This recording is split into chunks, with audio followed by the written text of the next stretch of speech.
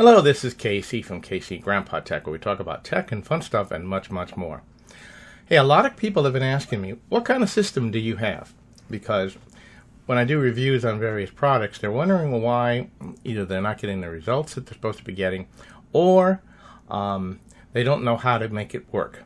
So, today I'm going to go over my system and the ideal system that you should be using when you're doing either gaming or video capturing or vlogging.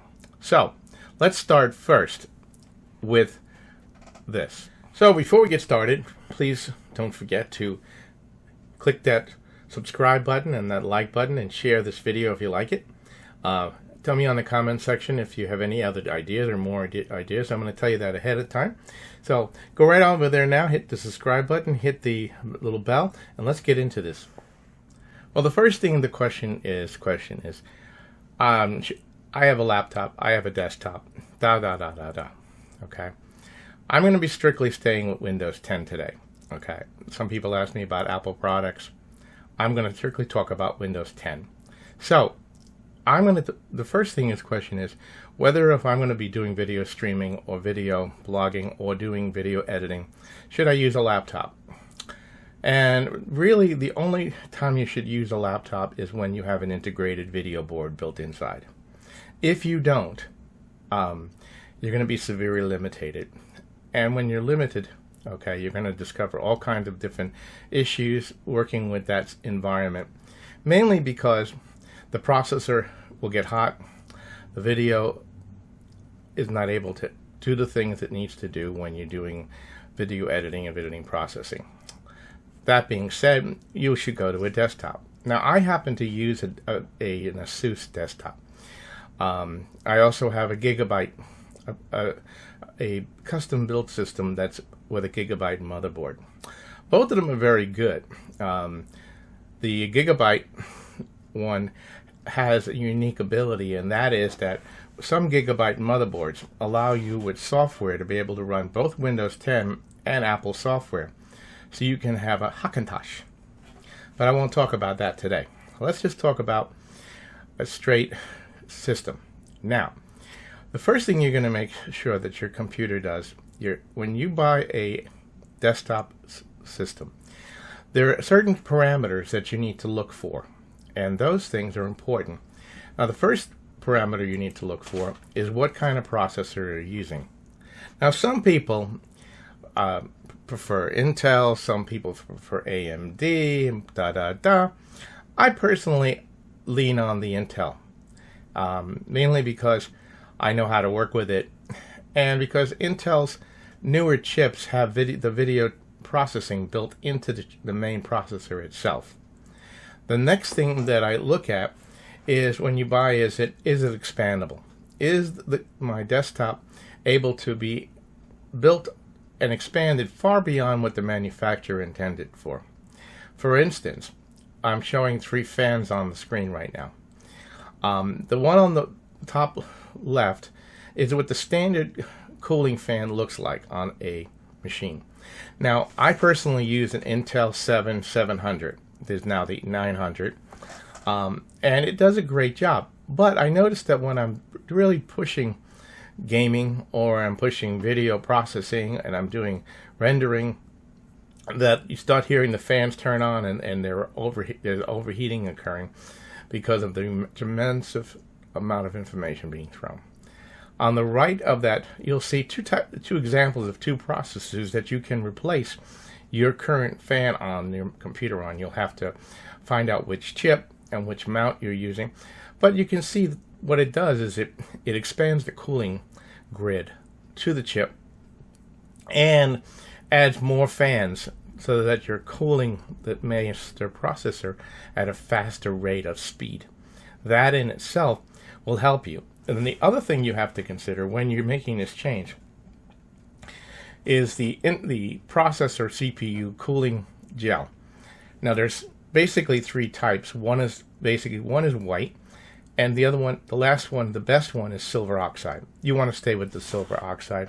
That will give you the best heat sink transfer. So you'll notice that when you're doing your video rendering, you're playing a game, that you don't hear those fans turning on. So that's the first tip. Let me go on to the next. The next thing that you'll have to consider is your power supply. Your lesser desktops come with very low wattage power supplies. I've even seen low wattage power supplies like 75 watts. And if you're going to be doing any gaming, any video processing, any rendering, they're not going to cut it. But you have to find out whether or not your power supply can be upgraded. And that what you want to find out is even before you buy your desktop does it use a standard ATX power supply? Most computers come with around 200 watt power supplies, but you're going to need to boost that up a little bit. I personally have a 750 watt power supply in mine because of my video card.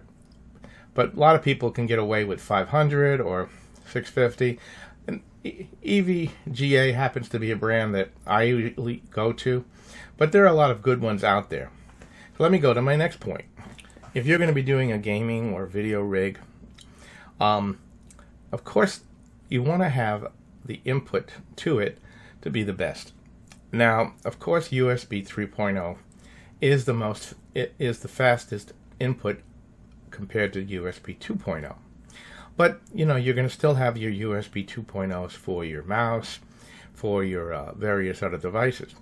Now, the other problem that occurs with some computers that a lot of people don't realize is that USB 3.0, there is 1 or 2 channels.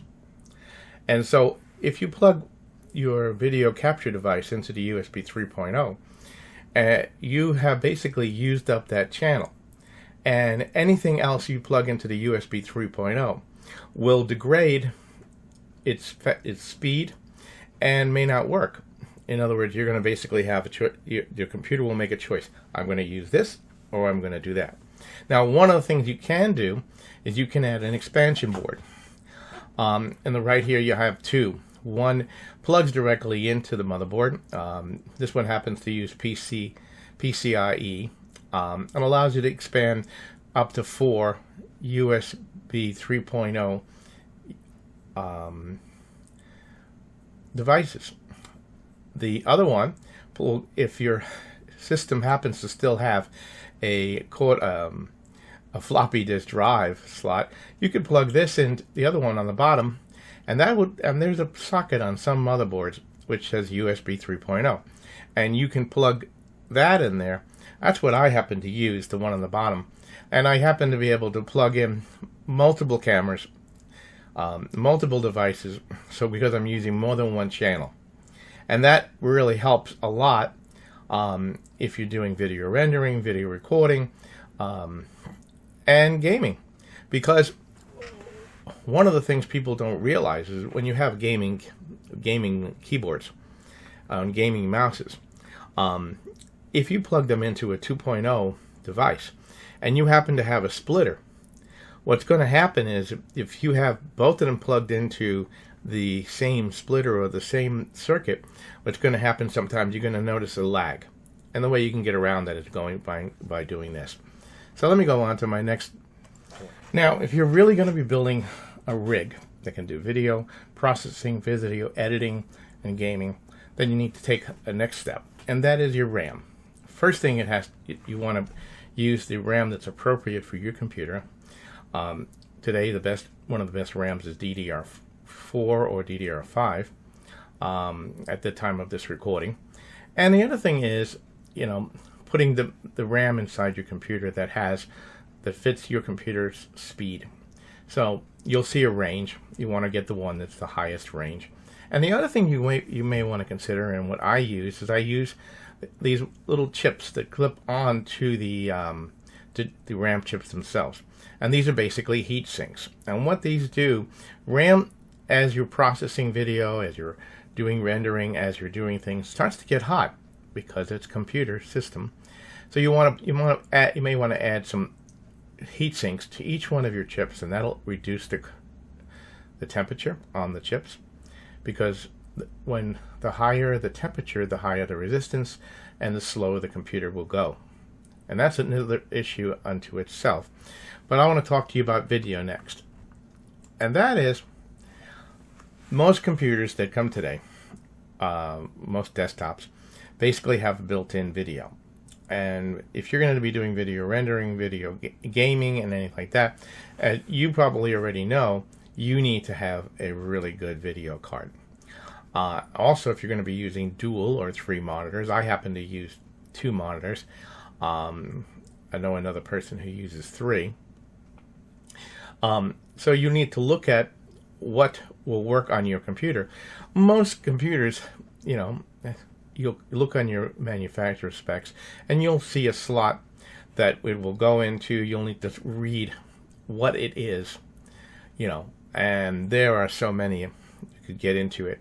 But on the screen you have an example of 3 different video cards, and depending upon your case, you'll have to use that as your judge. For instance, the one on the bottom is smaller. You know, it has 2 gigabytes of DDR5 RAM, and it's a basic video card. The one in the center is more goof, and what you'll learn about is pixels. You'll learn about the number of aspects and all of this information. I don't want to get into it with you, but I do want to make you understand that the more you have, the better. And you can tell I live near a church, and it's that time. Anyway, so as you can see, this is an important thing. And that's one of the reasons why you use the larger power supply, because a lot of these video cards require 400, 500, 600 watts of power supply. But again, when you're choosing a video card, number one, you want to find what the slot is it's going to go into. The second is find out how much room you have in your case. Because, for instance, like in my daughter's computer, she had a mini desktop, so we could only put a little video card. She was limited. In mine, what we did is we took out one of the bays. We actually took a hacksaw and cut the bay out, the extra bay, and leaving more room so that we could fit that long video card to get the result we needed. And you will have to find your own way on that. But these are all things to look into, what you can do, what you can do. And again, what I have in my computer, I have an Intel 7 7700. I have all of the things we talked about. And let me go about a couple more. So the last thing in building your system, if you've already, now that you've got yourself a good video card, you've got the right processor, and you've got everything else running on your computer, is what kind of hard drive should you use? Now, I did a whole series about whether you should do SD versus, standard hard drive. But let's be honest, a solid state drive, I happen to like personally Samsung, because it has the fastest read-write speed. And write is really where it's the most important. Because if you're going to be doing video gaming, if you're going to be doing video rendering, the faster the write speed onto the hard drive, the faster you'll be able to render, faster you'll be able to play the game, because you can have all that wonderful power, but if your hard drive has got a 5400 RPM and it's got a slow access, it's going to be a bottleneck right there. Now, what other things could you work on in your computer? And that basically will be that understanding that heat becomes a major factor. A lot of computer manufacturers put one fan in their computer, and basically that's the power supply fan. And so when you start getting into video rendering, video processing, video recording, any of these things, what basically starts to happen is that everything starts to get hot.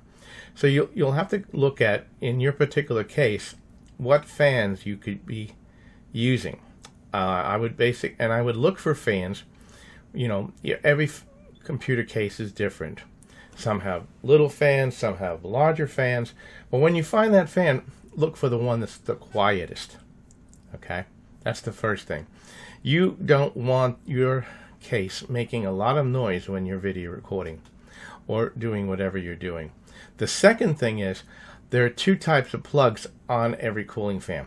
One of them plugs directly to the power supply, and one of them plugs into the motherboard. Some motherboards have other sockets on them that allow you to plug directly, just like the CPU cooling fan.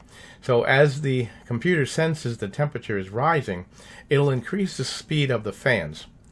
Whereas if you use the other connector directly to the power supply, that cooling fan is going to be at a fixed speed all the time. And that you may not want that. If you're looking for quiet, that's a big thing. Now, of course, one of the things you have to do is when you have a desktop is periodically clean it out. Get your vacuum cleaner, get a brush, clean out all the grills of all the cooling systems, because when they get clogged, they're going to get hot, and when they get hot, the computer gets slower. So I hope this has been helpful for you. A lot of you again asked me, what kind of a computer system do you have, and how are you able to get and use some of the tools, the 4K processing and things like that, where I can't get it to work. And I hope some of this information has been helpful for you. It's a basic guide for you. It's a good instructional for you for basic gaming, basic video rendering, basic video that. And so until next time, please like, share, and subscribe to the channel. And this is Casey from Casey Grandpa Tech out.